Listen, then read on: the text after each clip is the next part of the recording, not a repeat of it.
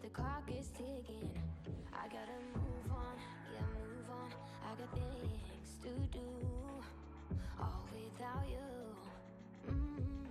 Tell me how I can make this easier, yeah, guide me.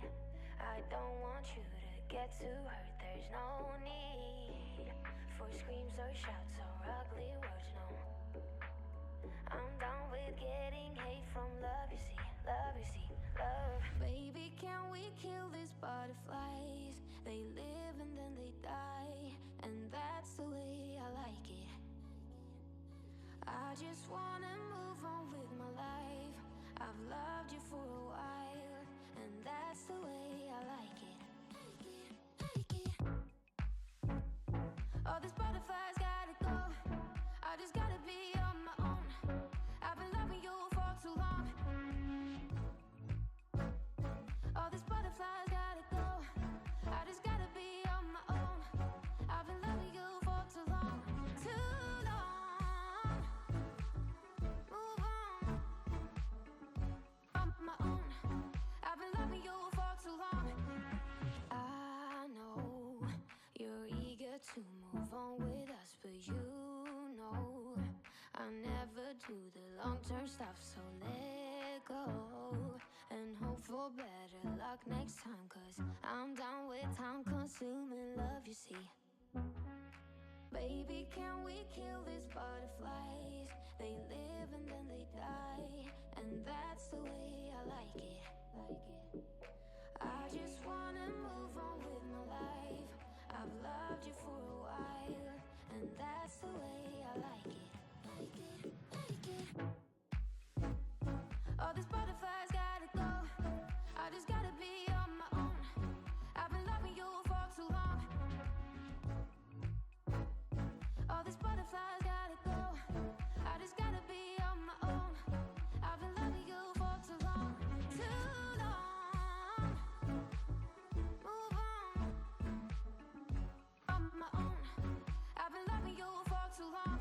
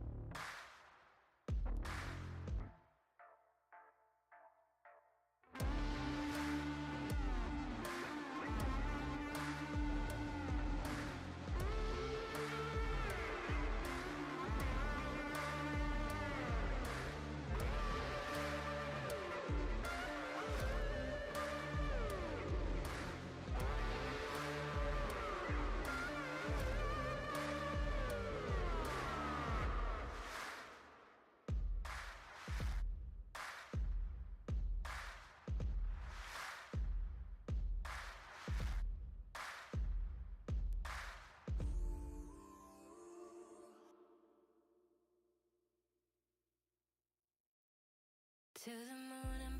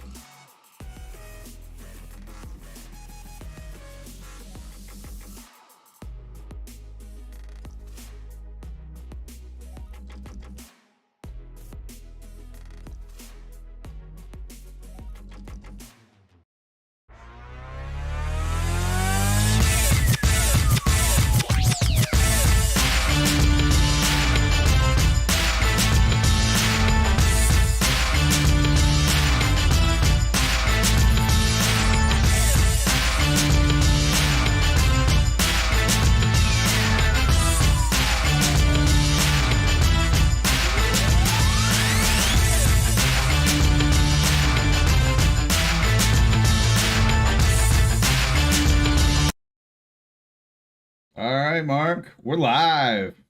What's going on, guys? What's going on, my guys, my people? Welcome to a new episode of Generation Orange.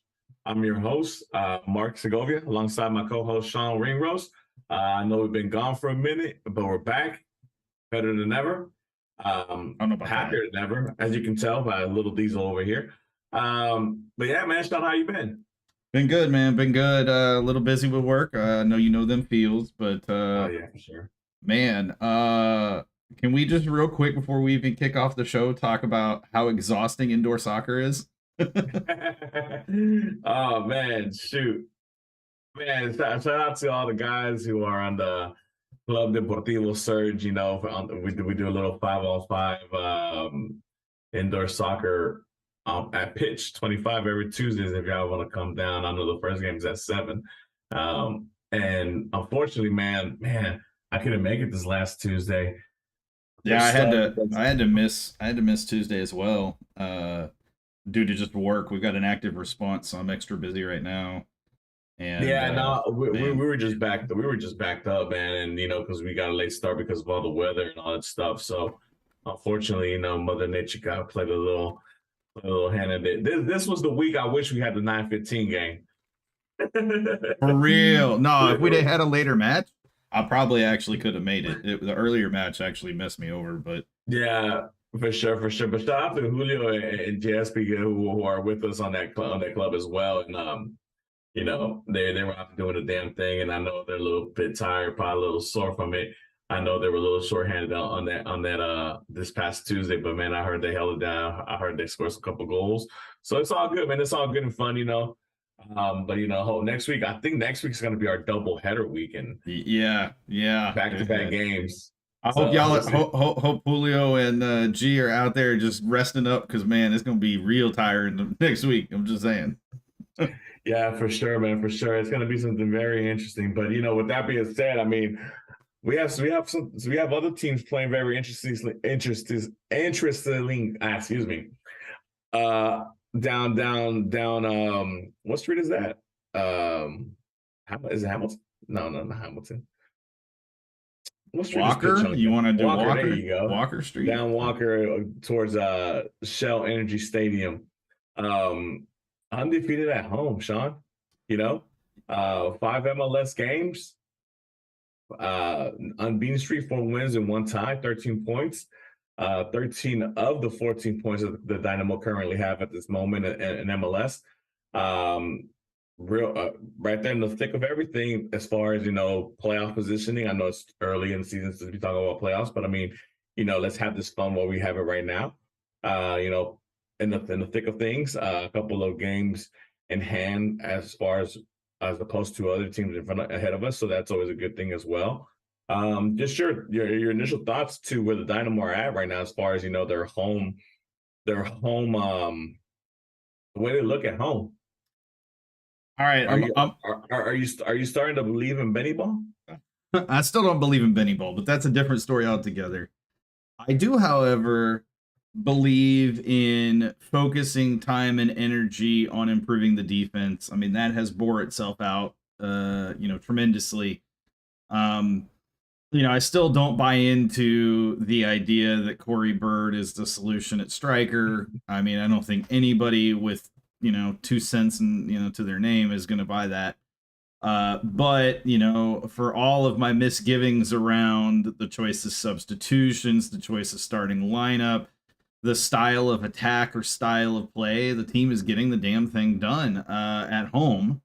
Away is a little different story, but at home, this is the best the Dynamo have looked since the Dominic Kinnear era, and it's what we've been asking for as fans. Excite us by playing strong, hard, competitive soccer on a weekly basis, and right now, at least at home, that is exactly what they're doing. And to your point earlier, they are, well within the playoff line and easily, right, no, I shouldn't say easily, but they're within that spot. And if they continue playing the way they're playing, it's gonna be, it's gonna be a decent season. Now, we know that as the summer arrives, and we are right at the tip of the summer, that is when the Dynamo traditionally, in the last especially 7, 8 years. When summer hits, that's when the Dynamo dip is known to strike. And I am a little hesitant to say that this team is different enough to avoid it.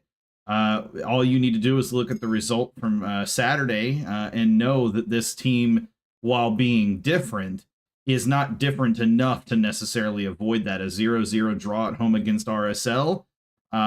Team played well, had chances, but couldn't find the net. And when you get to the summer months, you have to take every opportunity that you can get in front of goal. And if we're both being honest, I think neither of us believes that Corey Bird is going to take an opportunity given to him in front of goal, other than to shoot it so far wide of the goal that you're like, dude, the goal is here. You shot it there. Look, that's Minute Maid Park. That's not the goal. Shoot it the other way. But what's up, Georgie? The team is playing well. I do want to call one thing out, and I think this is something that we talked about a little bit. This is the best Ache has looked since he's arrived. It doesn't surprise me. Coming in, we kind of expected to some extent that there would be a little bit of a lull, only because he was coming off a complete season and Champions League run with his club over in Europe. Even though he didn't play as much, regularly. And then he's coming here and he's coming to a team that was already heavily struggling. He gets here, the team does not improve, all that much. And frankly, you saw a better version of Ache in the very first match he played at home when he debuted. The assist that he got on that goal was fantastic. And I think it was a sign of what he was capable of bringing and what he's been capable of bringing. And now we're really seeing the quality that he has brought to this club. I don't think there's a question that he's been worth at least what has been paid to bring him in. And that's not just counting his play on the field now, but I think you also have to take into consideration the leadership qualities. But even beyond that, just the name and the celebrity in a way that comes along with Ache being here in Houston. And, we've talked about it before, but I think it's good to call it out because, as they say, the proof is in the pudding, the proof is in the results, and you can't argue his results right now. He's playing very well.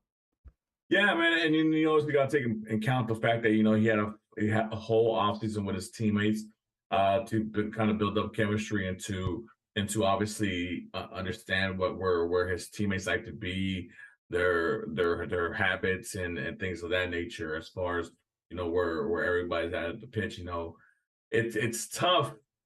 Especially, coming from a European league over to MLS halfway through the season and expect to make an impact, especially in the position that he plays, right? And we said it last season too. I hope people don't expect Ache to be a 10+ goal scorer, or over 10 something assists, which hey, he might get the assist numbers this year, who knows? But which would be a big W for the Dynamo. But as far as his positioning is, he's not the goal scorer that we're looking for, right? He's not the playmaker that we yearn for, as far as to carry our offense into our half and to start the attack on the opposing defense. But what he is that general. He is that captain that we've been looking for. He is that person who's going to get the team in the right positions and positioned correctly. And he's that player that is able to hold the ball up when everybody needs a little bit of a breath to kind of catch up or to transition from defense to offense or vice versa.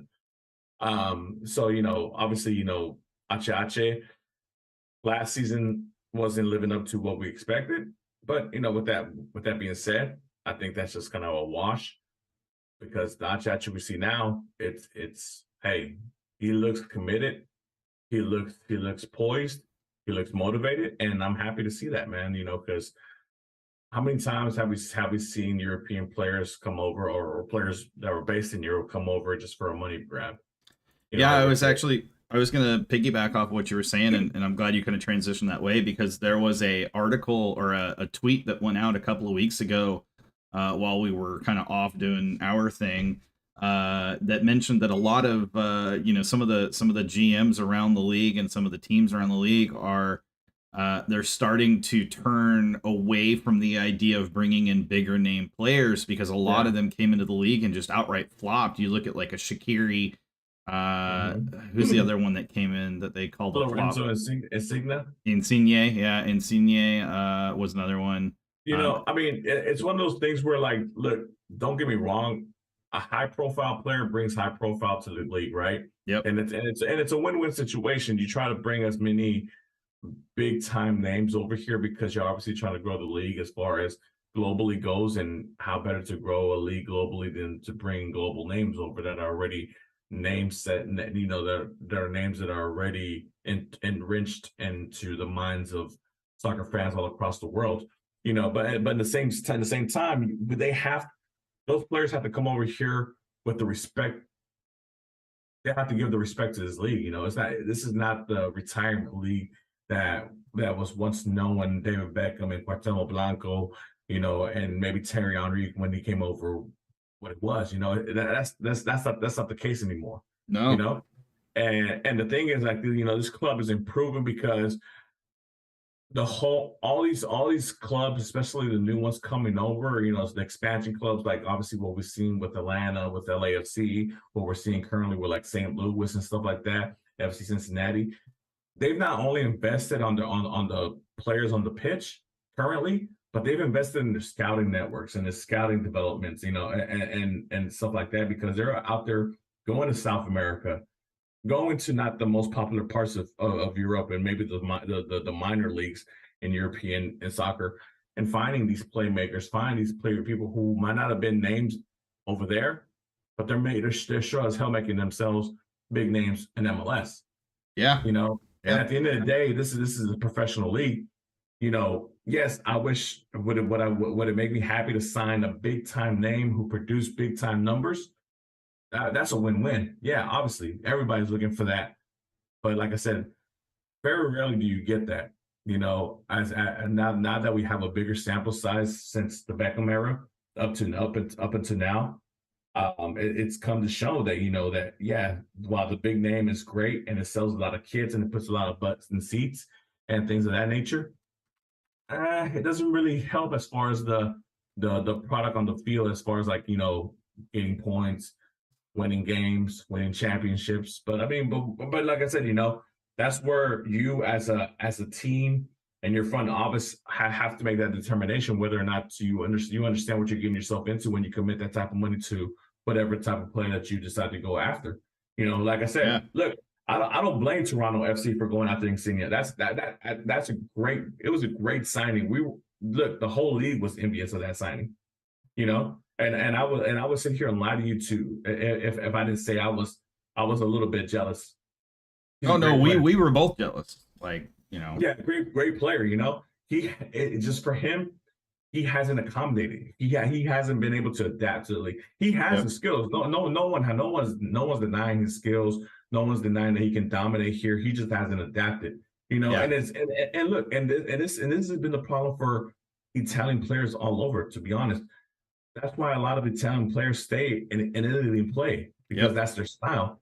I talked to a couple of guys, from the Surge Discord that we have our own, little chat going on. And I remember one time we were talking about Italian players, and I was telling like, can you believe in the whole history of the Premier League, there's only been one Italian player to lift the Premier League trophy?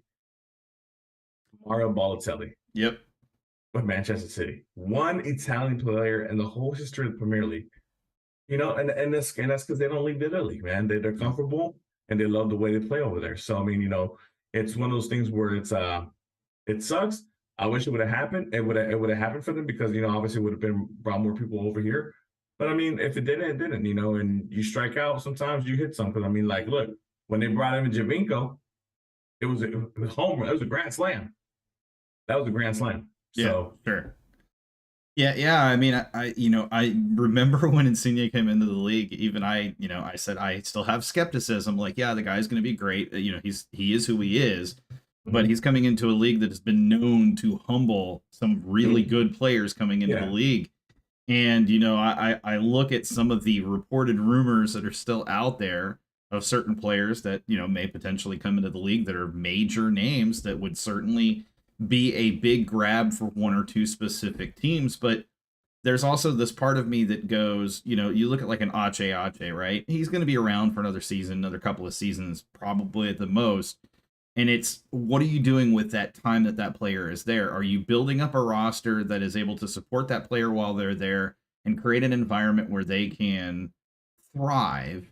Or are you creating an environment where they're expected to shoulder the burden, whether it's offensively or defensively, and you're not giving them the support that they need? And I think there have been some players that have been hurt tremendously by coming to MLS, not because of MLS, but because the club that they ended up with did not support them, in a proper way. And, certainly you look at opportunities that have been out there for some players in recent memory, and we've seen some major flops. Like, we just talked about, Shaqiri and kind of Insigne, and I wouldn't even at this point even consider Insigne necessarily a flop. He's just not been as spectacular as Toronto feels like they've paid for. But on the flip side of it, you look at an Ache, and that again, that's money well spent. That is money that is paying off in droves right now, because he is elevating the play of players around him. He has, yeah. I've seen it. The difference in Coco from last season or even 2 seasons ago to now. Granted, not all of it goes and can be attributed to playing with Ache, but you see a difference in the way that he plays. His approach to match after match is a little bit different, and it's changed. And I see the same thing with guys behind like Artur, who are playing either defensive midfielder or playing center back or even outside back. There is a respect that comes along with playing, alongside an Artur. The thing is that you have to have that mentality come into a league like, hey, this is a professional league. These are professional players, and they're going to come after you because you're the one. You're a guy that's making almost 10 times what they're making. Yep. You're putting a major target. You're putting a major target on your back when you come to MLS as the player. And look, let's not say that it hasn't worked. I mean, look, when the Galaxy brought in a Zlatan Ibrahimovic, individually his performance was phenomenal. Unfortunately for him, the LA Galaxy expected him to carry the burden and didn't really put that much of a team around him to help, with the playoffs. But I mean, Zlatan, that man scored every time he got an opportunity. Yeah, Carlos Vela, another one. He's taking this opportunity or this chance to come be the face of a league. Honestly, when he came in, and he grabbed it by the horns and he took off. MLS MVP, champion.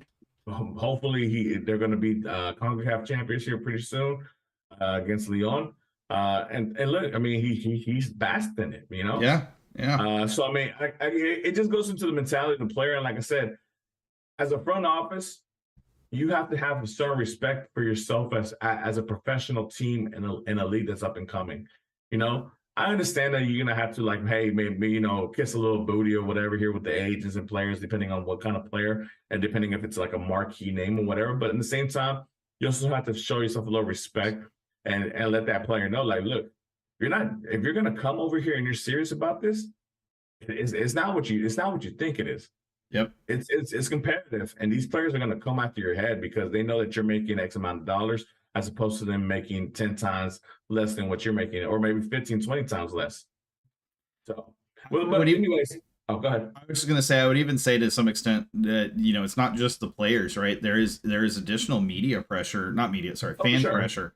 When you are the guy who's coming over and you're that big name and the club is paying a lot of money for you, there is a significant pressure as a player, from the fans to perform. And if you don't perform or the team doesn't perform, if you're that player, you're the one expected to change the fortune of the team. And we've seen it time and time again. A big name does not equate to success. It requires a mix of the right players, at that level, the right mix of players who are role players or supporting players, the right coach who can institute the right system that fits all of those things, and the right manager and when I say manager in this case, I'm more referring to the American style manager of a general manager, the right person who can help bring those pieces together, and get the club into a situation where the coach can succeed. And And look, jury is still a little bit out on Pat. I think he's made some good moves, but he's certainly made some kind of flop moves, in my opinion.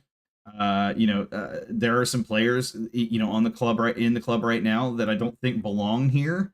That I think we could have made moves to swap out for another player and maybe not upgrade the position, but at least paid less money to that same position for the same output, and potentially given ourselves room to find a better player over time. And so, like I said, jury's still out a little bit on Pat, but I think, at this point, I'm willing to give a little bit of credit to Benny and say, well, I don't trust Benny Ball. I think that he at least is focusing on the right things in terms of the defense and improving the defense and getting them to play fundamental soccer in a very sound way. And let's be honest, 90% of the improvement defensively comes down to one man and one man only, and that man is Artur. And we'll talk about Benny Ball here in a little bit later down the show. But let's talk about yesterday's performance, man. Let's talk about a little competition. Let's talk about a little competition called the Lamar Hunt U.S. Open Cup tournament. It's been in the news a little bit, man. And we'll get to yesterday's match between the Dynamo and Sporting Kansas City a little bit, man. But there's something that our fearless leader of MLS, Don Garber, mentioned in a press conference not too long ago, maybe about a week ago.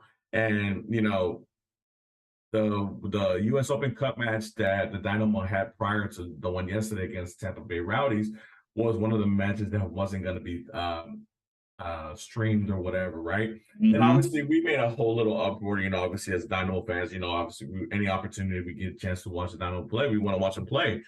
And we just thought it's kind of like, it's crap, that this match wasn't going to be shown any kind of way, especially because prior to the new deal that U.S. Soccer signed with HBO and Turner and those guys, they had the thing with ESPN and ABC and all this stuff.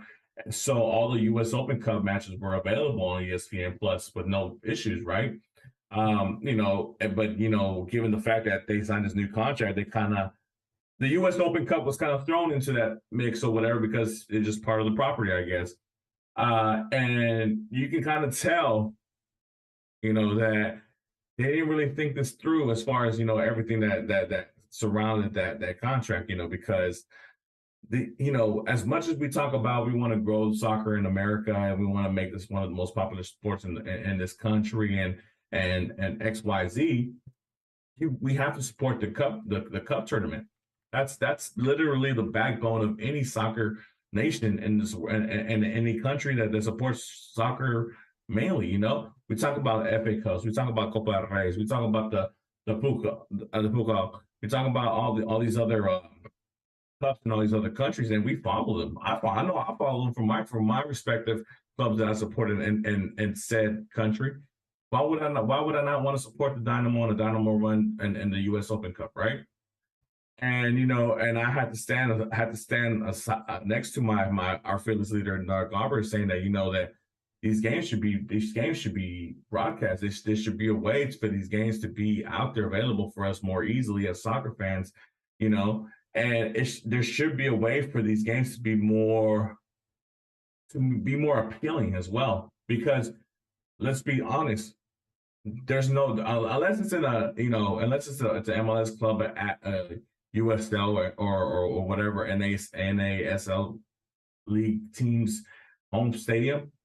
These MLS stadiums are usually kind of empty during these early rounds, and it's very unappealing, and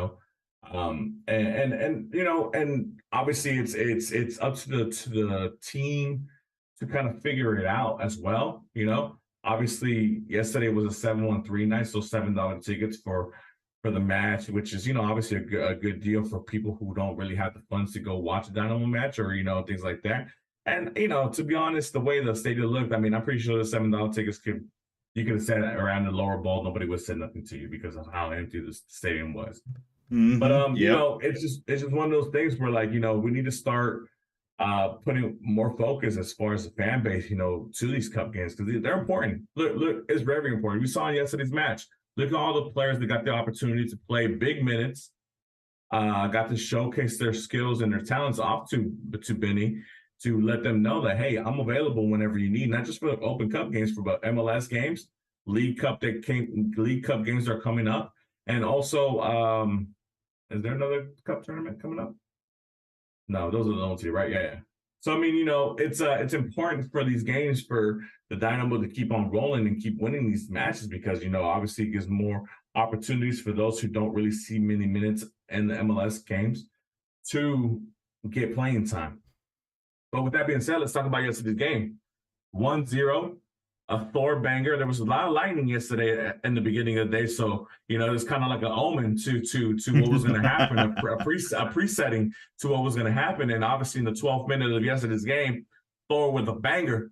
He brought out his hammer yesterday and scored a goal. And lo and behold, that was all she wrote, and that was all we needed. Your thoughts on the match, Sean? Like I said, defense. Played a very sound defensive game. Never felt like the team was out of sorts. The red card certainly hurt. And I think there's some value in the fact that Gasper is not going to be available for the next match. I mentioned that in Surge Discord. Gasper did not make a good first impression to me. I've seen some Dynamo reserves, shall we say, come up and play some matches, and I don't think I've seen a worse debut than that. That just did not leave a good taste in my mouth at all. But outside of that, I thought, even with the down a man, the team still played well. I thought they absorbed the pressure. They kept their defensive shape. They kept players in front of them, didn't let anybody really get behind, and they limited the chances on goal, at least good quality chances on goal. And, that makes the keeper's job tremendously easier when they're not getting, 70 shots sent their way. And when you're down a goal, it definitely when you're up a goal, it definitely makes a difference when you're playing that good defensively. Yeah, for sure, man. And it's how do you say this? It was great to see the Dynamo as a whole unit, and obviously these are a combination of bench players and obviously players from the Dynamo 2, whatever, things like that. But but these are players that don't usually play together too much, So yeah, it was good to see them implement and have that togetherness. I mean, don't get me wrong, there was a couple of kind of shaky little showings there that kind of got me a little bit scared and gave me a little bit of nervous, a little bit of a nerve wreck, and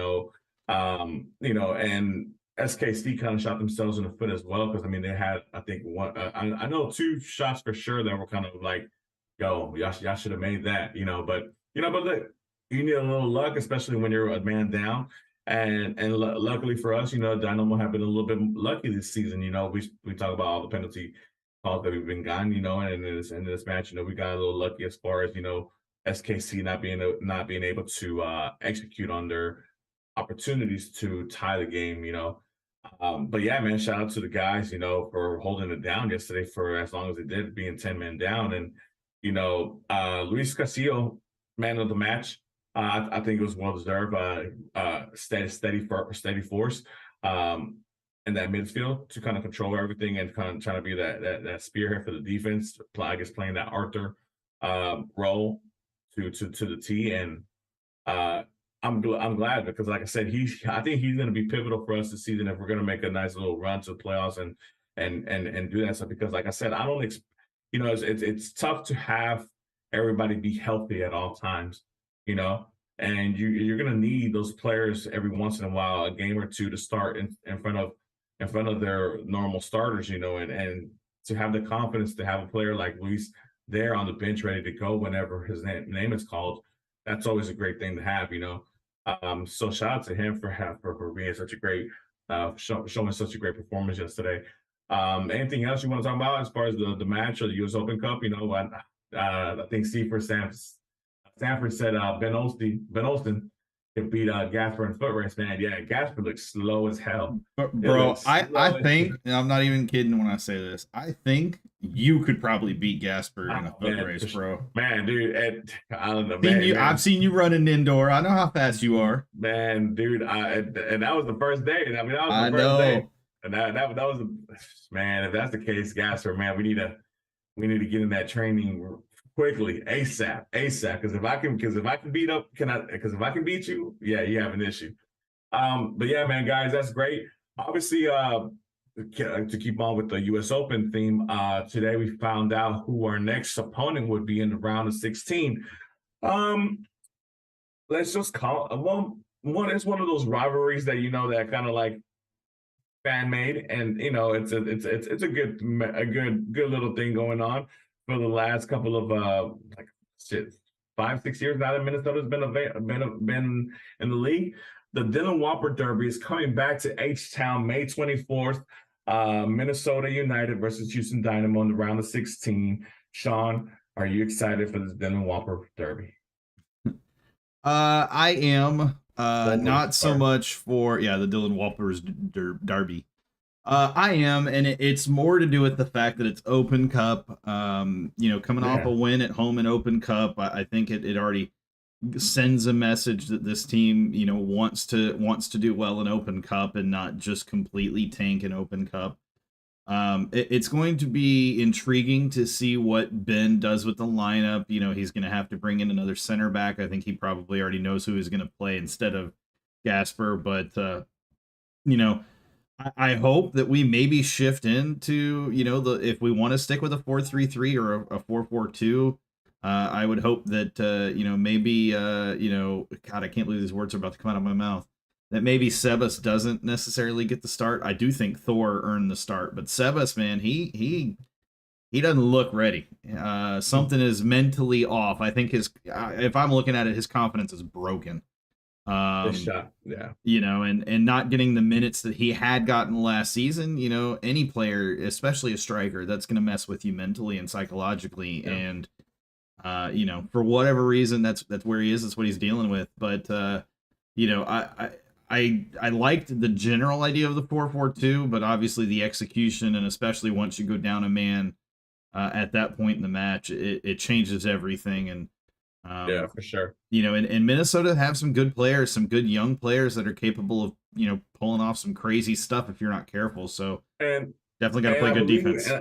And I believe we see Minnesota and MLS play before that U.S. Open Cup match, so we get to see them. But we play them in Minnesota, obviously.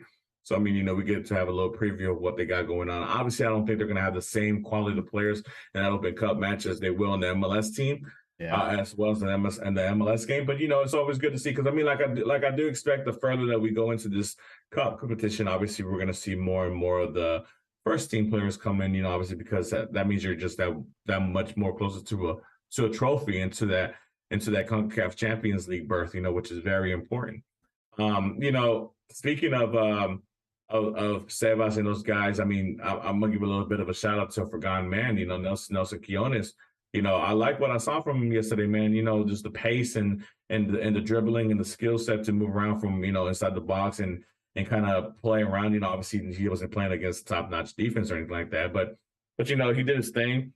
During the time that he had, and shout out to Ibrahim Aliyu, who made his debut for the Dynamo coming over from Croatia, I think it was.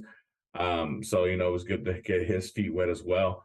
But yeah, man, going to be an interesting couple of weeks here coming up. I think it's 6 games in 3 weeks or something like that. Yeah, it's a large number of matches in a very short period of time. Yeah, so I mean, and that's good. I mean, like I said, sometimes a team, obviously, we see that Benny is kind of fixated on the starting lineup that he's been patrolling out there, and obviously, look, if it's working, then you keep it going, right? And look, at home, which is what we have coming up next, another home match, it's been working. So, like I said, I'm not the biggest Benny Ball supporter, like you said, Sean, yourself. But I mean, look, I can't, the outcomes are the outcomes, and he's gotten 13 points out of a possible 15. So those numbers right there are phenomenal. And obviously, no goals allowed is an even more ridiculous stat to throw out there right now. But Seattle is coming in this Saturday. We'll see what happens. And speaking of that, let's go to the poll question of the day. We have a poll question every time we have a show. Today was a little late because, I kind of forgot. I was sleeping in my car. My man was straight up napping in his work vehicle. I was straight up napping in my car when Sean hit me up with, "Hey, are we doing a show today?" And I was like, "Hell yeah, man, let's do it, man. We haven't done it in 2-3 weeks, and we need to do a show. Dynamo have been winning. We don't get this opportunity to have a positive show. Let's do it, man." So with that being said, Benny Ball is 4-0-1, 13 points at the Shell with 0 goals conceded. With 2 more home games left in May, what are your thoughts on this trend continuing? And the choices were 6 points and 2 clean sheets. So that means the streak keeps going for the next 2 games. 4 points and 2 clean sheets, which means, hey, they keep their unbeaten run going, they still keep the clean sheets. No, they don't care. 6 points is all that matters. If they get 2 home games, 2 wins at the home, that's all that matters. And a couple of people had other written in the comments and stuff like that as well. But yeah, man, with that being said, I think half of the people are saying 4 points and 2 clean sheets. So that keeps the unbeaten run going with the 0 goals conceded. And those 2 teams that are going to come into the Shell are, as I mentioned prior, Seattle this Sunday and Houston FC 2 Saturdays from now. So Sean, I pose this question to you, man.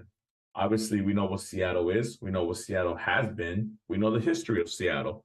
Some would say, and I would be part of those who would say, they're the cream of the crop when it comes to MLS. Like they're the model franchise. But this time around at this current moment, and we only play to the present. We don't worry about the history and what happened back in the days and this and that. We only worry about the today. Exactly. Seattle doesn't look too good coming in. They just been knocked out of the U.S. Open Cup. Their star players a little bit older, even though they're still contributing and they're still stars, but they're just a little bit older. Sean, what are your thoughts on the Dynamo continuing this streak at the Shell? Maybe not the clean sheet streak, but I mean the point streak. Collecting a tie or a win. What are your thoughts? If the team continues to focus on defense, I think it's a very winnable game.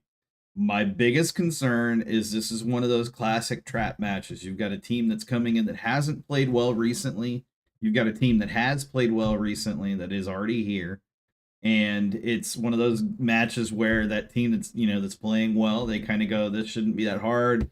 We don't have to put in the same energy, the same effort that we've put in. We're tired. We've got all these other matches coming up. The mentality thing.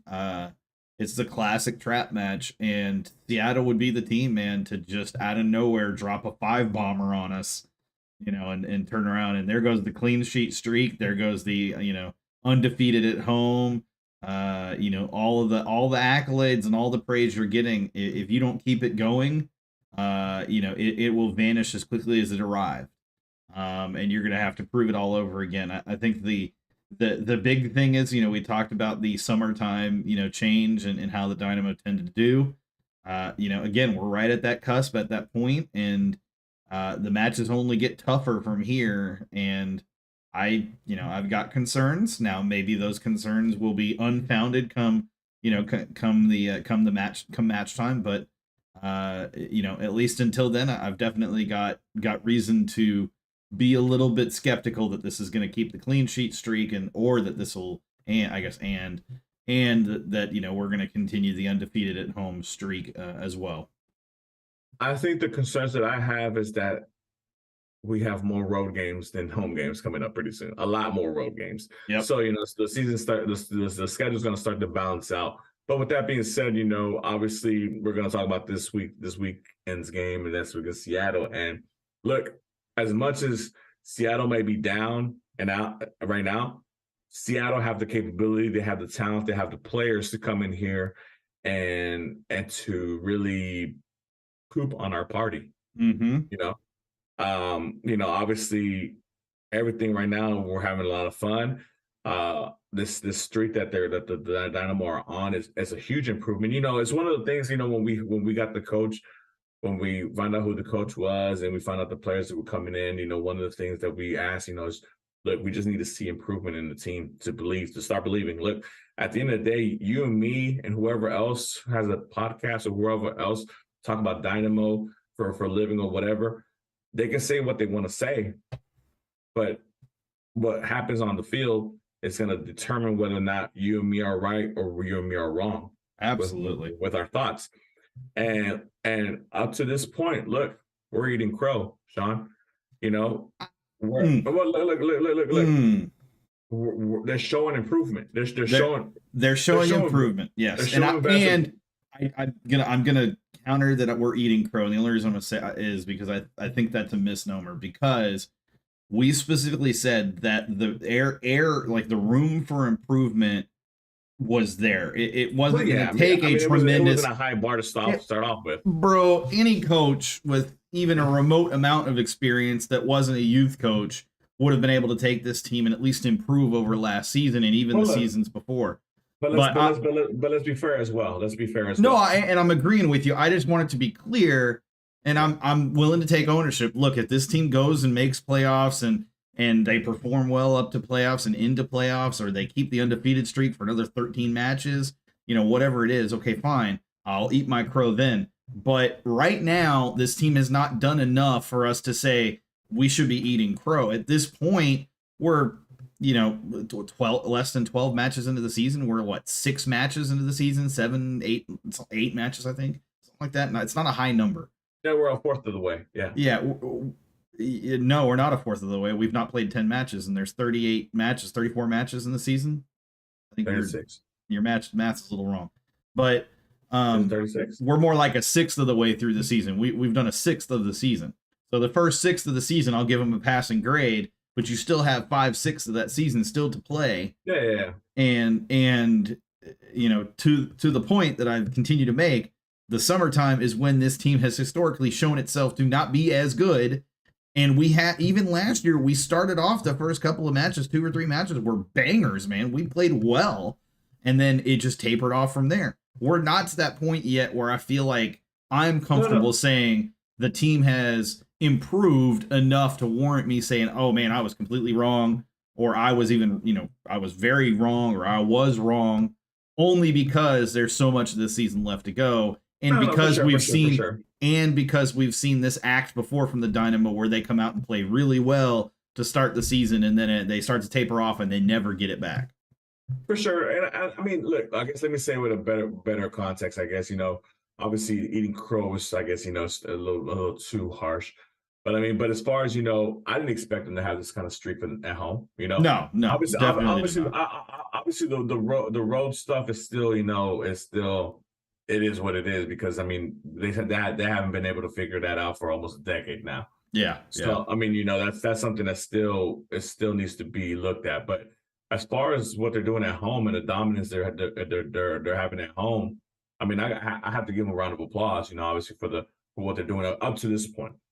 And I will say this, and this is a testament to Ben and what I figured he would bring to this team. Ben has been, his whole MO as a coach has always been, he wants a strong defense. Mm-hmm. He will sacrifice 5-0 victories or 5-3 or 5-4 victories for a 1-0 victory any day of the week. He is willing to play strong defense, even at the detriment to having a strong attack. He wants that gritty physical team. He does. He wants that classic Dynamo style, and I'm okay with that. But I also think, when we talk about, well, you weren't expecting it. I actually kind of expected this team to be this stout defensively. With that being said, I didn't think they made enough changes outside of our tour. But you remember, we were glowing reviews about them bringing in our tour. We knew how important that position was to the defense playing well. The one name I will say that I did not expect to play as well as he had out of position is Daniel Steres. My man is absolutely playing out of his mother freaking mind at outside back, and I never would have pictured that in 1,000 years for the Dynamo. Yeah, I mean, and that's just a round of applause to him, because he is a veteran and he understands. Look, when your name is called and you're given an opportunity, it's up to you whether or not you're going to take the opportunity by the horns and run off with it. And he's done that.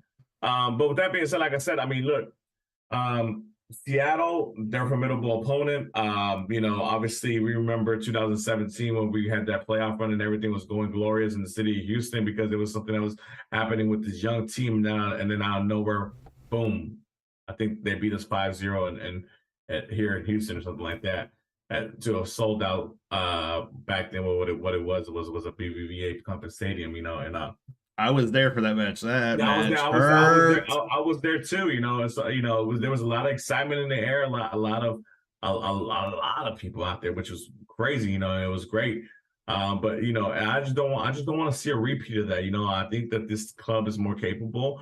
The only thing that scares me is just the lack of goal scoring. It's still something that I'm hampering on because, like I said, the last home match against Real Salt Lake, they had the opportunities to score goals and they can't get the ball in the back of the net. And obviously, the defense can be superb, can be superior, can be fabulous, can be elite, whatever positive adjective you want to put in front of it. But they can only withstand so much without any help from the offensive side of the ball. The Dynamo are going to have to start. They're going to have to need to start scoring goals and start scoring goals in a little bit more bunches to give the defense a little bit of a breathing room, man, because it's hard to defend 90 plus minutes, to try to hold a clean sheet, I'm not saying that these guys are expecting a clean sheet every game they go out there, nor do I, nor should the fans expect it every game that they go out there. But shoot, the fact that they've gone 5 games in a row to open up this season with 5 clean sheets, that's amazing, and that's a pretty nice little accomplishment, especially for that defense in the back. Like I said, we started off not knowing who the hell our left back was going to be. We started off not knowing what the situation was going to be at right back with Griffin Dorsey out there. We didn't know if Bartlow was going to be ready enough to come in, and take over for that Tim Parker spot.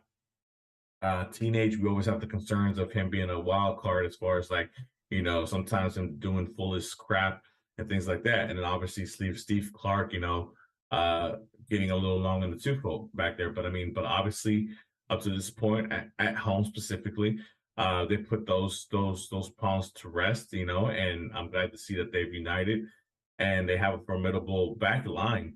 And obviously the catalyst of all this is the offseason signing of Arthur. That's sick as being that leader, that front holder of the defense, And like I said, I was a Vera guy and I like Vera, but Vera, obviously his size and his stature were something that hampered him, and then to bring in a player like Arthur who has the size and the versatility and the physicality to really hold that position down. It's night and day. So shout out to those guys. Sean, I got a question for you. All right. No, I got a question before we get to predictions. We talked Open Cup. We've talked Seattle. Do you think, based on Open Cup play so far, one match, do you think that Thor has earned himself, if not a start, at least a substitution appearance at, in the 60th minute of the match against Seattle? Well, Thor has been the substitute he has been the first substitute coming off the bench on the offensive side. The only thing is that he's been subbed too late. Agreed. That's what I'm getting at. To where you can't really get into the flow of the game and really, do that thing, man, it's tough because like I said, why mess with anything that hasn't broken, right? And even though the whole Corey Bird thing doesn't make sense to me.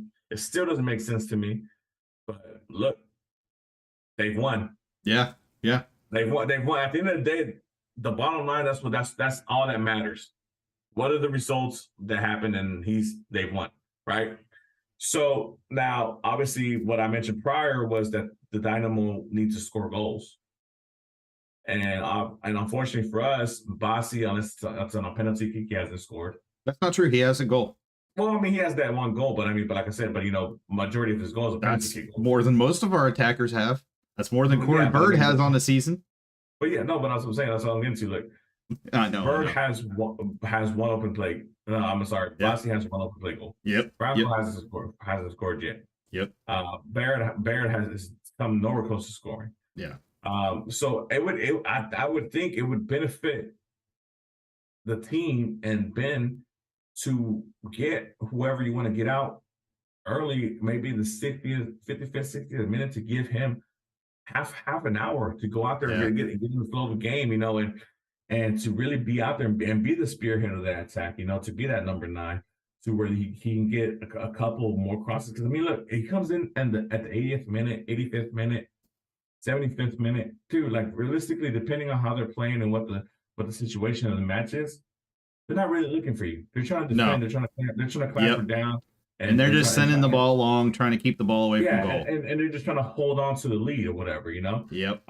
So with that being said, I mean, do I think he deserved it based on his performance? Like, yeah, dude, Thor came out there. He looked, like I said, Thor, the problem with I've never had an issue with Thor. I think Thor comes out there, he knows that he has the capabilities, he has the skills to go out there and do what he can do and score goals. It's just, for him, he hasn't had the right moments. He hasn't had the moments to, or the opportunities to do it, right? Yeah. And I think that's a little frustrating as a player. Like I said, look, a striker or a forward, center forward, whatever you want to call him, it's the equivalent to a closer in baseball, right? Yep. Like, if that closer gets rocked X amount of number of times, he starts losing confidence, and they'll lose confidence quick, unless you're one of those that can just forget about it and move on to the next game. And those truly special ones are the ones who can move on, forget about it, and move on to the next game. Or Sebas, we can put him in this conversation as well. Obviously, I think that both of them have the skill and talent to score goals and can score goals for us. But like I said, they're so mentally weakened because they're not getting the opportunities for whatever reason for both of them, that they just, when they go out there, they're lost. Yeah, no, I basically agree with you. I think the intention, really, the question I was more or less asking came down to, does he deserve more minutes than he's getting, and did he prove enough in the match yesterday or last night that you would say that he deserves more minutes? Yeah, I think for sure. I think Ben should give him a good 25-30 minutes.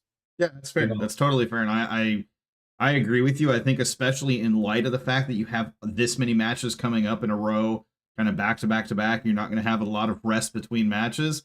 Now's the time. Get him those extra minutes now. Give Bird some rest. If you're really committed to Bird, that's your guy. I don't know why, but Benny, if that's your guy, fine. Okay, fine. I'll buy into it for now. Sure, why not? Hey, if that's your guy, that's your guy. But now's the time to give Thor extra minutes and let him get acclimated, let him get comfortable, let him find that chemistry with some of the other players. And then you might be able to rest Bird later in the season. Maybe Thor actually shows to be the true guy that we thought we were getting when we drafted him. And, he just begins to tear it up in MLS, and suddenly he finds, double-digit goals across this next 6 games. I mean, you never know. Anything can happen. Yeah, but if he's not getting minutes, he can't prove anything. Yeah, obviously, and let's not forget, he was a high draft pick, And like I said, look, the super draft is really hit and miss, It's very hit or miss. So so that could be taken with a grain of salt. But like I said, he was highly touted coming out of college. We've seen the tapes, we've seen the goals he scored for Duke or whatever. So we know the capabilities. We've seen the glimpses of excellence last season when he had a little bit of an opportunity. So we know it's in there, and he knows it's in there. It's just him having the opportunity to go out there and showcase his skills and having the ability to go out there and do it. But Sean, predictions. All right, we're to that point in the show. Oh man. You know what? I'm gonna stick with what's worked. I don't care if I don't care if people come after me about this. I'm gonna predict 5-0 Seattle. I'm gonna stick with what works. I'm gonna predict. Stick with what works. It's a little bit of reverse psychology going on. Reverse psychology. Okay, yeah. Okay. Hey, it's been working. I've pretty much predicted these kind of collapses every week. So at some point, I'm either going to be very, very right, or the Dynamo are just going to keep proving me wrong. And either way, I pretty much win. So it's a great position to be in with these kind of predictions. I don't know these reverse psychology calls that you make. I got you, C. I got you, baby. 5-0. I think it's something that you kind of quietly want to see happen, just to expose Benny Ball. But but hey, I mean, I understand it. Look, man, dude. I watch a lot of soccer. I've seen different methods. I've seen different, tactical positionings. I've seen a lot. I don't understand. I'm not understanding Benny Ball, and how it's able to do what it's doing, But look, at the end of the day, the bottom line is what matters. They're grabbing points. They're grabbing wins. The fan base is excited when they're at home, and he's doing his job. He's doing what he was brought in to do. Granted, like we said, but like we mentioned earlier, the bar wasn't a very hard bar to come jump over. Obviously with the previous two coaches that we had, they were youth coaches. So we to be honest, we just needed a capable coach to come in and an easy improvement could have been done. But Penny Ball cannot be defined, C. yeah, it's one of those things. It's one of those unicorn type of deals, right? Like you're in awe when you see it because you just don't understand it. So here's what concerns me about Benny Ball, and I'm only going to touch on this for a minute, but it's something that I've been thinking about and trying to figure out how I wanted to say it, but I think I have an idea. Benny Ball concerns me because the team is significantly outperforming the statistics. Effectively, they're outperforming what the expected goals are. Yeah. They're outperforming what the analysis of their play style, to your point, their formation, their tactics, their approach. They are significantly outperforming what any statistical analysis would tell you makes any sort of sense. You could run simulations 1,000 times over, and the Dynamo would lose with that formation in a standard protocol, would lose 900 of those matches and win 100 of them. 9 and 10 basically they would lose. And yet here we are, and they're significantly outperforming that pace. So what concerns me about that is eventually that, to some extent, you start to regress to the mean. You start to come back to that average of where the statistics say you're going to be. And at some point, we're going to see what I predict to be a pretty epic, meltdown of some level by the Dynamo. I don't want to see it, but the statistics do not lie, and they point to that's going to happen at some point. Look, this is Moneyball, right? This is the Oakland Athletics in the in the 90s. Look, man. The team started off sorry, and then they went on like a 20-something game winning streak, right? Something like that, if I remember correctly. And then all of a sudden, those things started clicking, right? Like, and that's because that team was built to win a certain type of way. Yep. This team, like I said, the talent level is a lot better than what it was last season, no doubt about it. But the fact that they have the incapability of scoring and open play really scares me, man. Really, it really does, because like I said, at the end of the day, the only way you're going to win games is by scoring goals. Yeah, agreed. There's like if we take out all the analytical stuff, all the eagle eye stuff, or all this stuff, it's very simple. You score goals, you win games, right? Yeah. And these guys are scoring goals, not in the conventional way, obviously, but scoring goals, and enough goals to make it happen to where they got the streak going. And look, I'm all aboard for it. I'm happy. Like I said, look, this is a very great improvement from what we've had past seasons, right? Agreed. I'm very happy, and I'm very enthusiastic to be here talking to you about a winning streak. Clean sheets, moving on in the Open Cup tournament. These are positives. These are extreme positives. So I'm very happy to have these topics available to us for this show today. And for future shows, hopefully, if it keeps going. But like my fellow co-host Sean is, I understand that these numbers, they're going to catch up to us. They're going to catch up to us eventually, unless something drastic happens. Hey, look, like I said, the variable that we have that we can't account for is what happens in the summer transfer window. If they go out For there real. and sign somebody that's capable of scoring. And that opens I think it opens in June, if I'm not mistaken. And that opens a whole nother venue of possibilities, possibilities, whatever. But up to this point, if this team stays as is, man, the number crunching, the nerds, and they're gonna get it right eventually. And this is gonna falter a little bit. So, but like I said, I'm enjoying it while it is. Look, I'm happy to be out there at the Shell, cheering with my fellow supporters, cheering on these goals and cheering on these wins and enjoy these W's, man, because we haven't had that many W's these last couple of years. So I'm enjoying them while I'm able to get them at the moment. So I can only live at the moment, and the moment is good right now. So, you see him, he's smiling. So look, my prediction, Seattle, 3-1 Dynamo. I thought you just flat out froze because you were just in the same pose for like 10 seconds.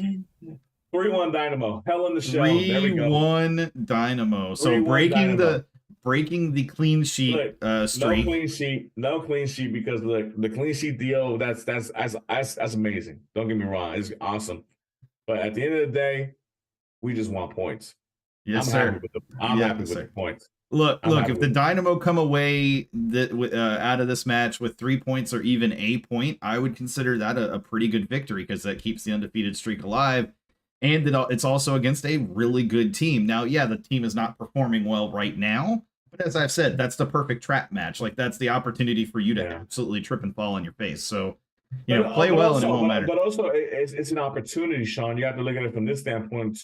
It's an opportunity for this team to really showcase who they are, because even though this might be not the best Seattle Sounders team that's come through Houston the last couple of years, but the Seattle Sounder name does carry weight, Sure. And if the Dynamo can come in and they can protect home field advantage, whatever, and do what they do or do what they've been doing and still get points and execute what they've been executing and come out with 3 points, that's a huge morale builder for them.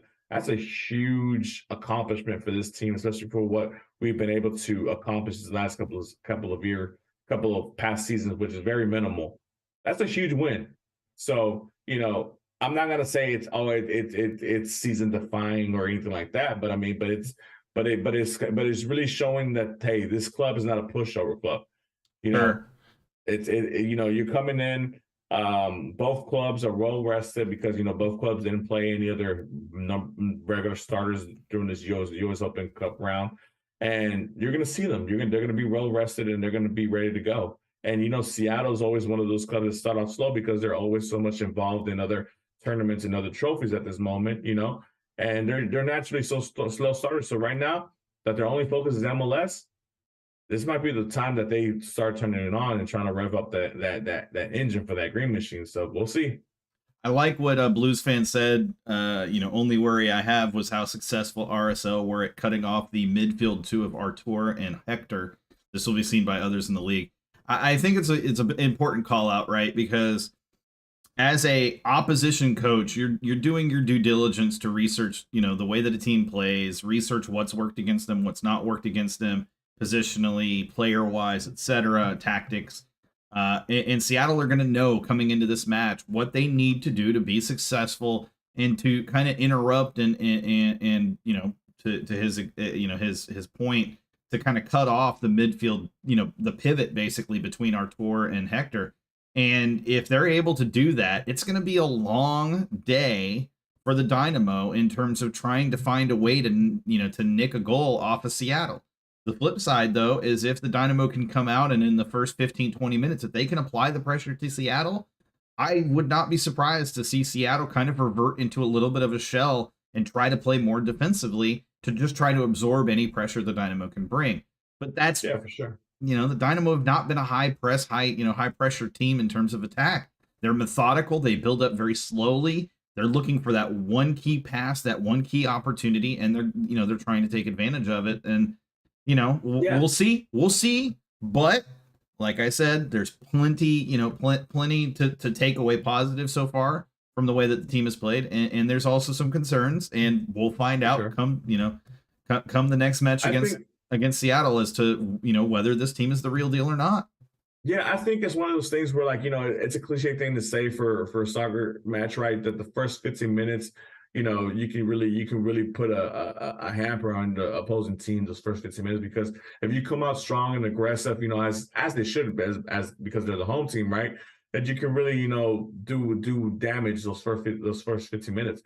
And I think they have the capabilities of to, right? But the thing is, we need to put the ball in the back of the net when those opportunities are given to us, because after those 15 minutes, Seattle have had time to kind of see what's going on, to kind of see what your play is, what your initial formation is, what your mindset is as far as attacking goes, and they're gonna adapt, and they're gonna do what they got to do to make sure they can cancel out whatever you're doing to kind of beat them at, right?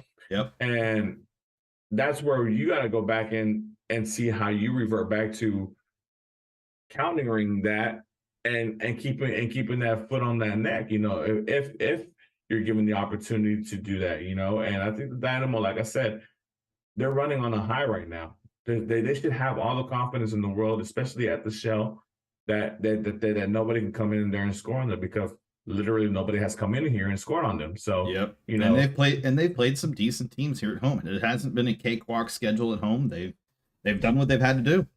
Yeah. So I mean, I'm interested to see, man. It's gonna be an exciting match. Like I said, it's good to see the Dynamo go up against these clubs. It's an unfortunate thing with LAFC, obviously, because of the CONCACAF Championship match, that we couldn't see them go against LAFC, so that had to be pushed back. But obviously, like I said, Seattle's a formidable opponent. They're number one in the West, even though they're not the best team, the best version of themselves, but they're still number one, in this conference. So I mean, so that just goes to show that regardless, even though they're struggling a little bit, or they're not playing at the same crisp, flawless way that we're usually seeing Seattle play, they're still managing to get the points and get the wins and do what they need to do, because they're professionals. They're guys that are gonna find ways to win.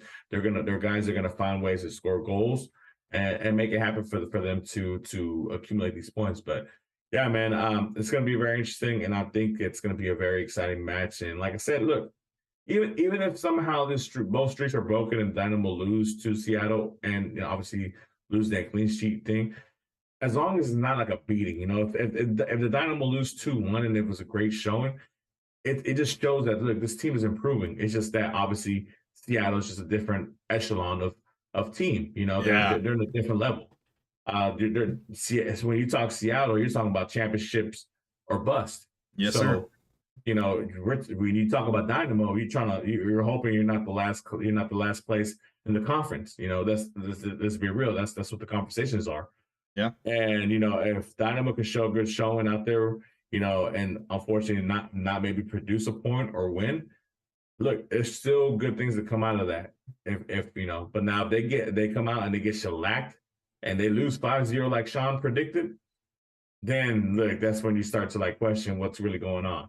But we'll see, man. We'll see. Here's another thing that I think adds to the pressure the Dynamo are going to feel in this match.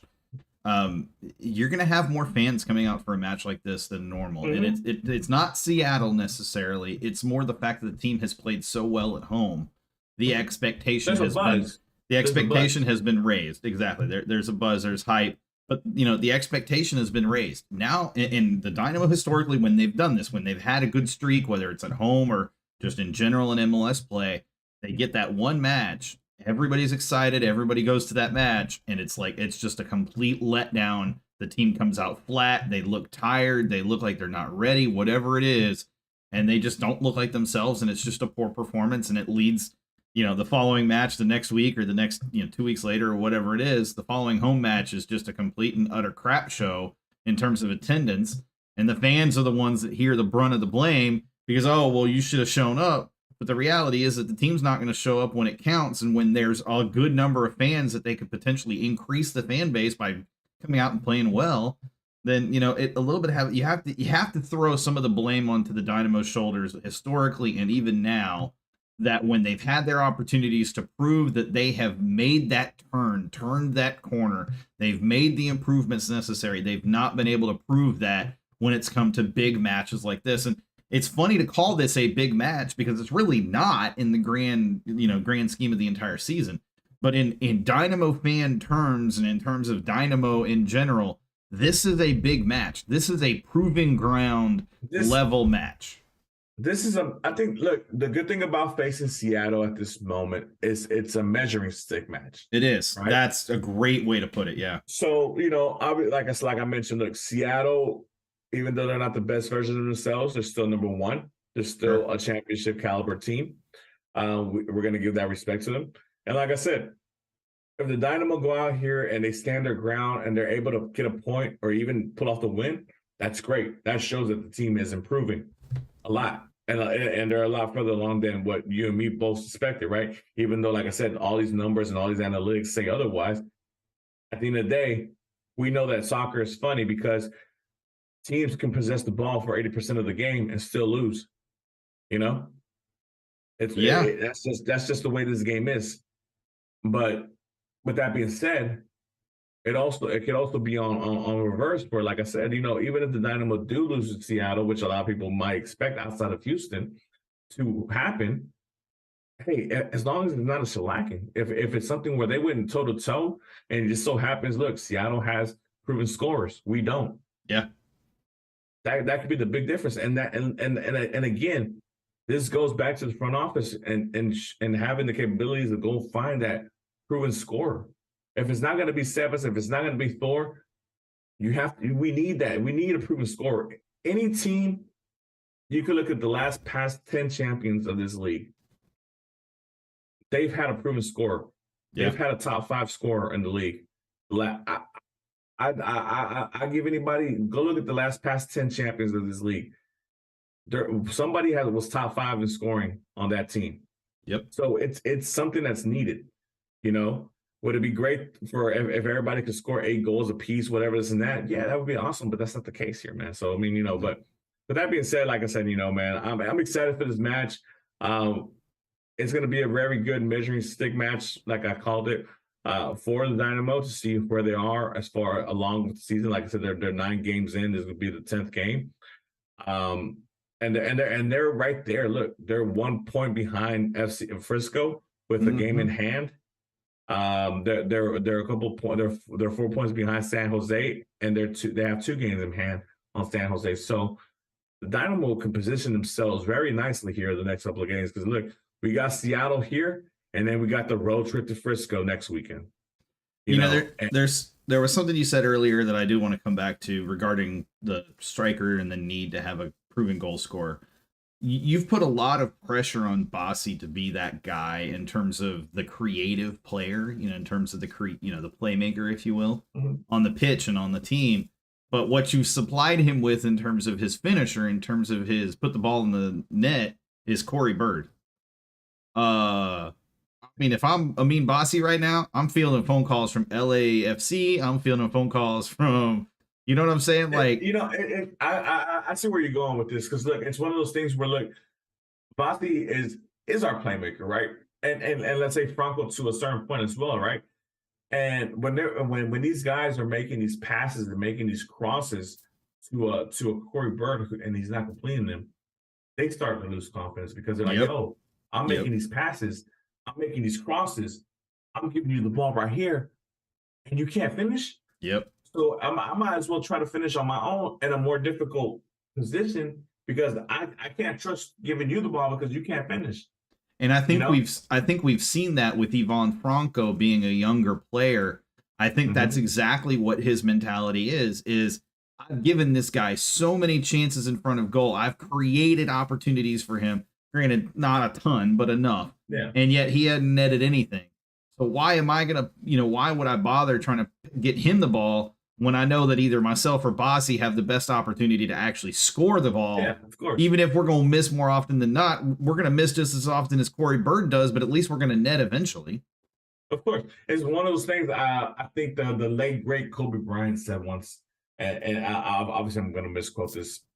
I'm going to misquote this usually, but he said, look, I can pass the ball as much as as much as I want to. I can be a creator as much as I give it. But I know that those guys getting the ball have not put in the time and the time in the gym and practice to assure me that they're going to score the ball every time. I know that I can score every time I get the ball in my hand. Yep. You know? Yep. So why would I give these guys who have not put in the time, who have not shown me during game time that they're capable of making the shot, why would I give them the ball and continue to give them the ball when I know I can go make it happen for myself? Yeah. You know? I mean, you have to believe that is what some of these players right now are thinking. Yeah, for sure. As the assist guys, as the creative wingers that they're supposed to be, and for sure, because Bossy can sit right there and be like, "Yo, I should have about 5-6 assists already." I mean, let's be real. If it wasn't for the fact that Bossy can actually score PKs, we would not be where we are in the table. No, well, yeah. I mean, like I said, this year, I don't know. Like I said, the numbers are funny. They're very funny. The plans have aligned somehow for us right now because, like I don't know what Pat and Ben sacrificed to the gods, but my goodness, look, I've never seen so many penalty calls in favor of the Dynamo as I have for this season. But man, even when they should have been called, they were not called last year or the year before. But with that being said, we got the calls and we got a player who actually puts the ball in the back of the net when given the opportunity to kick those penalties. So look, hooray, let's go. But that's what scares me going on because look, it's been off set pieces, it's been off penalties. We haven't showed the capability of scoring goals in open play. I hate to revert back to this. I hate to revert back to this, but it's gonna bite us in the ass. And these numbers, even though sometimes people hate, the analytic person or the numbers guy, but these numbers are gonna start closing in on us like those traps with the walls, closing in. And if we don't improve that, we're gonna get crushed. But, well, it's like the match against RSL, right? You can play all the best defense in the world, but if you can't score the goal, you're not gonna win. The best you can do is draw. They should have won that match 2-0 at least. Yep. I like what Blues fan said, and this was actually why I was laughing while you were commenting. He said it's like 6 seasons of karma being rated at once. I mean, he's not wrong. It's like all of this fan frustration over the last how many ever seasons, and the terrible non PK calls and non cards, and I can remember X amount of games, but hopefully that karma keeps coming our way and we get it spread out a little bit more throughout the season, man, because we're going to need it. We're going to need it. This is going to be a tough stretch of games. 6 games in 3 weeks, obviously, with MLS and US Open Cup games. So let me ask this. I'm going to ask this, and this is a very fair question to ask. Let's say that no moves are made in the summer window. That's not going to happen. We're going to make a move or two, I guarantee it. But let's say no moves are made in the summer window, and we got these next 6 matches coming up. What is your prediction on points coming out of this 6 matches? I know you're not prepared for that question. No.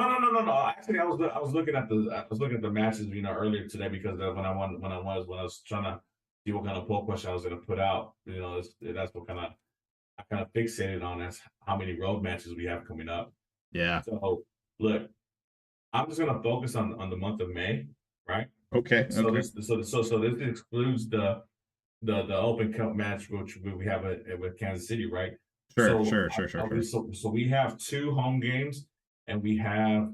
You mean with Minnesota, not, or you mean the one that we just played? No. I'm saying we have 2 home games as far as with Seattle this weekend. Yep. And then Austin, I think the 27th. Yep. That is correct. Yeah. And then we have 3? I think it's 3 or 4 road games. I think we have a 4th road. So that's 6. Wow, that's a lot of games in May. Yes, sir. It's tough, man, dude, and they're tough teams on the road too. Yeah. Look, putting you on the spot. I'm hoping for a point. Well, I already predicted 3-1 for Seattle. So that's 3 points right there, right? I for damn sure if I'm gonna make this trip to Frisco, I want these mofos to win. That's not. Yeah, I know what you were about to say. So You that's got six. yourself. We don't need. We don't need to be. We don't need to be suspended off the platform. Trying to stay PG-13 here. Five. What is it? 6 games, right? In May. Yes, that we have sir. left. Yes, sir. I'm gonna say 8 points. 8 points out of 6 matches. Yeah. Because look, we haven't fixed the road. The road woes are still there. You know. So you're predicting, the win against Seattle here. You're predicting for 8 points. You're predicting another win against Austin here. No, probably. Okay. If I'm being honest and realistic, I'm gonna go. I'm hoping for the tie against Seattle. Okay. The win against Frisco. That's 4. Okay. The win against Austin. That's 7. And then another road point somewhere. Okay. Okay. That's fair. That's fair. Yeah, I was basing it on you having us win against Seattle here and win against Austin here, but that makes a little bit more sense. All right. Yeah. So 8 points out of what would theoretically be 18 points that we should have. It's not a good margin. No, there's not a lot of flex room. So if I'm looking at the matches we have ahead, I think I'm looking at I think 8 points is more than we're going to get out of these matches, to be honest. I think 2 road points is probably fair. I don't think we win a single road game in this stretch because they're just so very tough. I'm giving them 4 road points because I'm saying they're going to win at Frisco. Yeah. So I mean, and that's the thing. I can't as much as I want to say that with confidence because like obviously the hatred for Frisco is there, and you're going, but yeah, and I'm going obviously, but it's one of those things where the road woes are still there, and they haven't gone away. Regardless if it's Frisco or it could be against the Galaxy, who are the last place team in the Western Conference.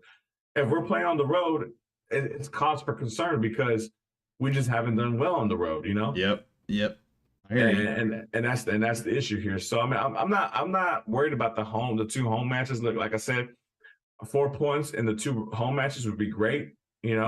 If we can still win from Seattle, I feel highly what's the word I'm looking for? Highly satisfied with that. Obviously, yeah, of course. Because I think we can win against Austin at home as well. So that's 6 points right there. Sure. And look, and then somehow we can win against Frisco at home. Because look, you also got to understand for the last 10 years or whatever, 10, 12 years, Frisco hasn't won here. We haven't won over there. Yep. So it's been one of those, things that we're like some kind of weird, we just haven't won at each other's places. We tied over there. They tied over here, things like that, but we just haven't won on each other's pitch. And it would be great, especially because on the streak that we're on right now, if we can go into the road, especially against our main rival, and pick up a road W. Yeah, so I'm gonna give my prediction, and nobody's gonna love me after this prediction. Like I said, I don't have us picking up more than 2 points on the road. That means not a win in Frisco. I think we draw with Frisco on the road. I think we draw one of the other road matches. I don't want to predict who it's going to be against because I haven't thought that far in advance, but I feel like that's a fair takeaway for us on the road, given how poorly we've played on the road this season and in general. And I have us, 2 points on the road and 4 points at home. Yeah, 4 points at home. Actually, yeah, that's exactly what I was going to say. So 6 points out of 18. A third of the points is what we take effectively. See, and that's the thing, that's what worries me, right? Yep. Because we've been dominating home, which any team that has playoff aspirations, you have to control home. You have to get your points at home, which we're doing.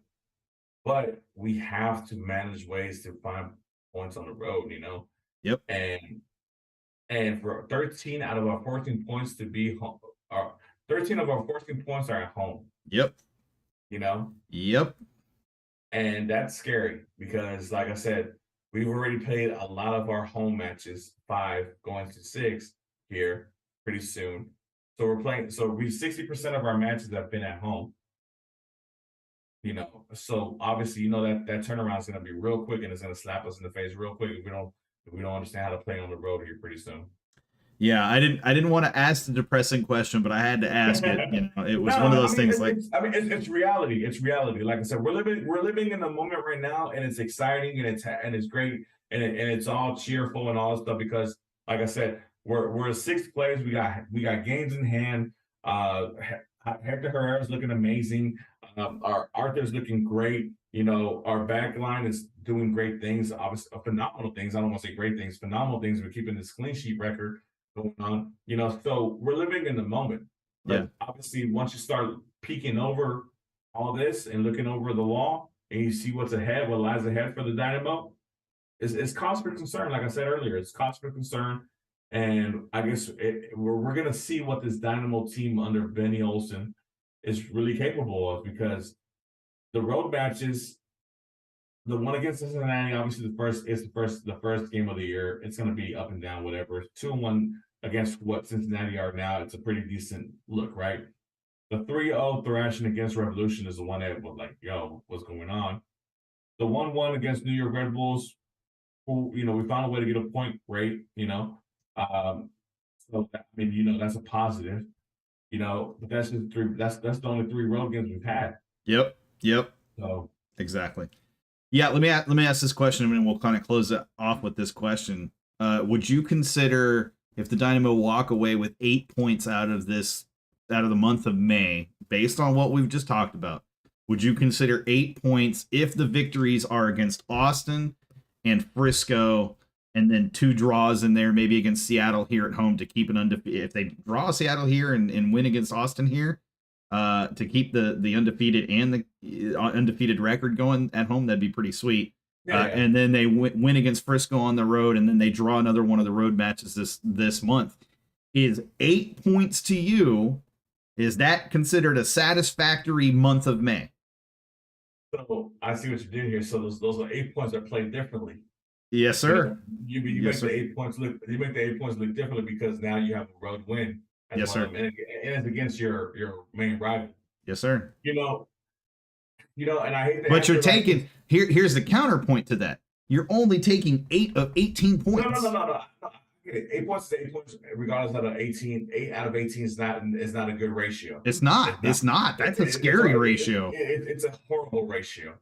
But but then again, you also have to live by the moment, right? Sure, yes. And obviously you have to look at how the other teams are going alongside you as well, because 8 points from now, that puts us at 22, right, for the end of May. But 22 points might have us at 5th place, right, in the Western Conference Final, right? If you're telling me, look, you get 22 points at the end of May, and you're in 5th place in the Western Conference, we're taking that. Yeah. I think we're taking that, Sean, because obviously where we've been the last couple of seasons, that's a massive upgrade. So I mean, I guess it just depends, man, because like, look, if we're 8 points and those 22 points were there, but shit, everybody had a great May, and that puts us 9th, 10th place. Yep. That's what I was getting at. That starts to look a little bit more like, oh, man, I think we're kind of falling back to the pack now, as as these analytical numbers start to catch up to us. Yeah, that's right there what scares me, right? Looking ahead and knowing that this month of May was kind of on the horizon, knowing it was going to be a grind this month, knowing the kind of the way things were shaking out, it was going to be tough. That's been my concern is knowing full well, again, I'm going to come back to this. I don't want it to be a depressing end, but it's going to be how it goes. No. Knowing how the Dynamo have been in terms of the summertime, knowing we were going to have this grueling month of May coming up, knowing that we were in a position where there were going to be a lot of points available and we likely are going to have to settle for less than a third of the points, man, that's going to be. No, look, man, and look, and something can happen where somebody finds their scoring boots, and you never know, right? This is the thing. Like, you just never know. Yeah. Agreed. And look, and let's say somehow we end up with 12 out of the 18 points. It looks a lot better. I mean, that's 2/3. That's as a two. That's a 2 point average. And in any league in the world, if you're averaging 2 points a game, You're at the very least you're making playoffs. You're making playoffs. You're top. You're making some kind of European competition, whatever. Blah blah. So you know, I can't hate at that. You know, so I mean, like I said, it's we're playing the what if game right now. But at the end of May, at the end of this month, it's going to be interesting to see where we're at, because, like I said, we have a great opportunity that lies ahead of us as far as so many games. So that means we can grab so many points available to us if we take opportunity and we take advantage of our chances to score and don't let the road hit us in the face so hard, you know. But look, if they're able to collect the points at home and keep on going like that, and they beat Minnesota in the Open Cup play to advance to the round of 8.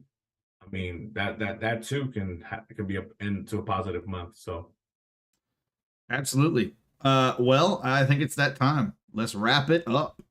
Yeah. With that being said, guys, you know, we appreciate it. I know we've been gone for 2 weeks. You know, we're hoping for another show next week, right before the Classico match, the Texas Derby, you know, against Frisco. I know a lot of us are going to be heading on buses to Southern Oklahoma. So, you know, I'm happy to see all you guys on the bus, for those who were making the trip out there, or even if you're not making the trip on the bus, if you're going out there, you know, come say hi if you see me. Sean, are you going? I'm not sure. I'm not. I've got work stuff, man. It is killing me right now. Nah, it's all good. Well, I mean, but you know, you guys, if you see me, you know, you come up to me, say hi, say what's up, you know, whatever you want to do, let's do it, you know. But with that being said, guys, you know, appreciate the support, you know, and always hold it down for H-Town.